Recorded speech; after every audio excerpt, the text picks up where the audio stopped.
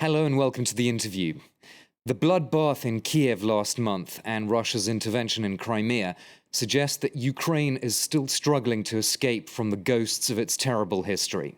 For Ukraine is part of the borderlands that Hitler and Stalin chose to murder millions of people. The clash of two totalitarian regimes has produced not one history of Ukraine, but many histories and many narratives of victimhood that are being dredged up in the current crisis.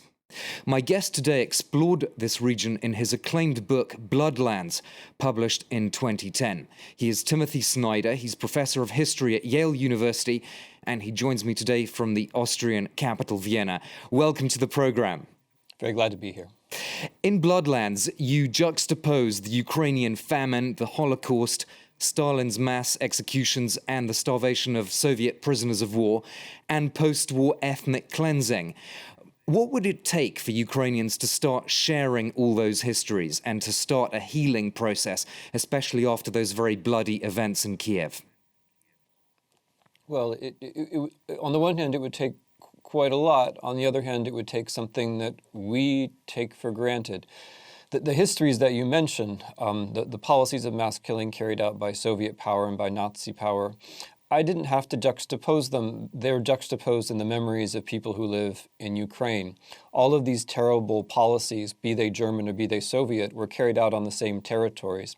We separate them out. We separate out the Germans, we separate out the Soviets, and it's understandable that we do so. But from the point of view of a family that lived in Kharkiv or Kiev or Lviv over the course of the 20th century, naturally all of these memories are present in one way or another. And as you say, both guilt and innocence, both perpetration and suffering, create the raw material for powerful stories, powerful memories, which can be in opposition to each other, and which we put in opposition to each other. Now, what Ukraine would need in order to put all this together is peace.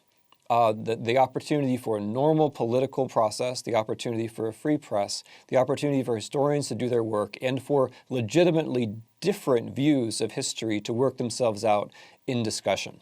Yes, unfortunately, that's the opposite of what we're seeing today. Of course, peace and a normal financial state in order to begin that historical process, in a sense. You've argued that this revolution can still fail. What do you mean by that?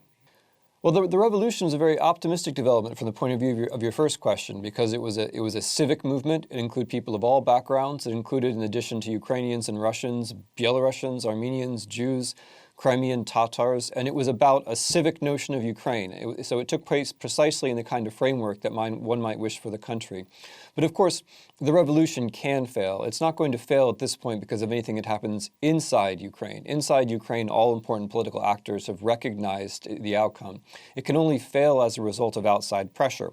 And of course, as we know, that pressure is now being applied in a very precise way. The Russian military is present in Crimea, and I believe that they are there because people in the Kremlin believe that this pressure just applying this pressure will lead the Ukrainian political system to collapse. What do you think that kind of scenario puts us in terms of responsibility on the European Union, and do you think the EU can actually come together? Because in the last 3 months of this crisis, we've seen that they've been quite reluctant to be more engaged, particularly on the financial front.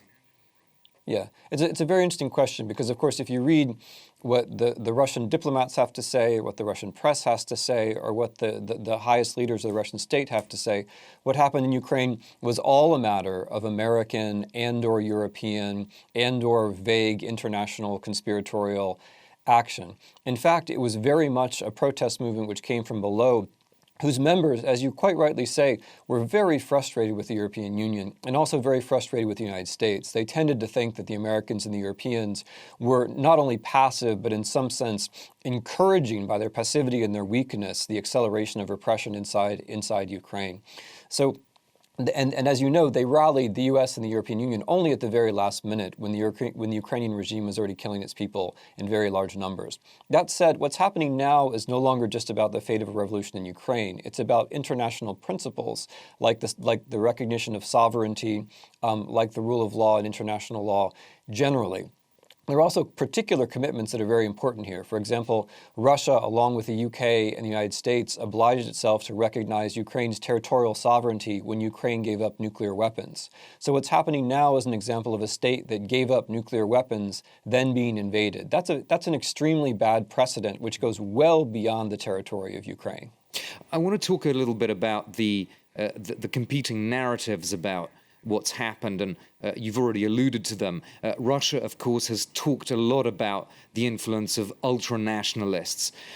Do you think it's fair to say overall that Russia has exaggerated the influence of those ultra-nationalists while the EU has underplayed their influence?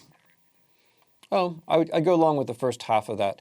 Look, I mean, Ukrainian nationalism is my subject. That's what I work on. This is what I follow. These are the sources that I know about. And certainly there are Ukrainian nationalists, and certainly they played a part in the revolution. Alongside everybody else. When you have a national revolution, that means that everybody is present. Old women, young men, people on the right, people on the left, people from all over the country, people of different sexual orientations, people of different political orientations, people of different commitments and visions of the future. It took a horrible regime to bring all those people together out on the street. What they had in common was that they all wanted something like the rule of law. Now, the way this has been spun in Moscow is that it is all about Ukrainian nationalists who are called fascists or Nazis. That is simply not true. That's not a narrative reversion or an exaggeration. That's simply not true. Do you think, though, the European Union should be worried and say more about the fact that the Freedom Party has now several cabinet positions, several ministries in the interim government? Now, I point this out because you're in Austria, and in 2000, the European Union actually slapped diplomatic sanctions on Austria because a party called Freedom had just entered the coalition government. And frankly, when you look at the Freedom Party in Austria, it doesn't seem very different from Svoboda, which is in the interim government in Kiev. Honestly, I think there are more important things going on right now. What Svoboda is going to be, we don't know. Svoboda arose as the house opposition of the Yanukovych regime. The way that Ukrainian politics worked these last 4 years was that Yanukovych monopolized all political power and then supported Svoboda as the supposed right-wing alternative. This was very convenient because it meant that Yanukovych could win any election, because of course he could beat a right-wing party in Ukraine because there's only very limited support for the far right in Ukraine. Svoboda never polled more than 10%, and I don't think it ever will. In a revolutionary situation, the people who are members of Svoboda actually rebelled against their leaders and fought the regime. Their leader does not have a post in this government. It'll be interesting to see what happens to Svoboda in the future. But I think in conditions of democracy, there is no way that they're going to poll more than 10%, and probably much less, because now they're going to have to compete with a normal center-right party, which hasn't been possible in the past. Timothy Snyder, you've also worked a lot, in addition to nationalism in Ukraine, on the ideology of Eurasianism in Russia. And I think this is a very important part of this whole story that no one has really talked about much. Do you think the turnaround in Kiev is a setback not just for the customs union, but also for the ideology of Eurasianism? It's a very good question. I mean, those of us who are concerned about Svoboda and the far right in Ukraine are, of course, much more concerned about Eurasianism, because Eurasianism is also a far right-wing ideology. And unlike Svoboda, the Russian state is a big, powerful actor on the scale of the entire world. What's happening in Ukraine today is announced by the Russians in their own propaganda as the beginning of a campaign to restore right-wing values, first to Europe, first to Russia, and then to Europe, and then to the rest of the world. So insofar as we're concerned about the threat of the right in Eastern Europe, the place we would want to look first is the place that's sending the armies to other people's countries. So let's just talk a bit more about what this worldview is. I mean, it's obviously mixes nationalism and Bolshevism, which on the face of it would seem to be two quite incompatible things. But just explain to us a bit how those two things are fused and who is promoting this in the Kremlin. Yeah, as you say, it's a very fluid set of ideas. There are two basic premises. The first is that liberal democracy has played itself out. We oppose liberal democracy. The second is, from the history of the 20th century, both the fascist side and the Bolshevik side, we are allowed to pull out the parts that we like best and mix them together. It doesn't have to be coherent. So what you end up with Eurasianism is the idea that Russia is a particular civilization. It embodies particular virtues that are superior to the virtues of other civilizations, and that therefore Russian politics has to be about preserving at all costs those particular virtues. This has the implication that the institutions that we take for granted, the rule of law, democracy, the free market, the social welfare state, rights for sexual minorities, rights for ethnic minorities, all of these things therefore get classified under the decadence of Western civilization. Those are things which are seen as threats to this Russian order.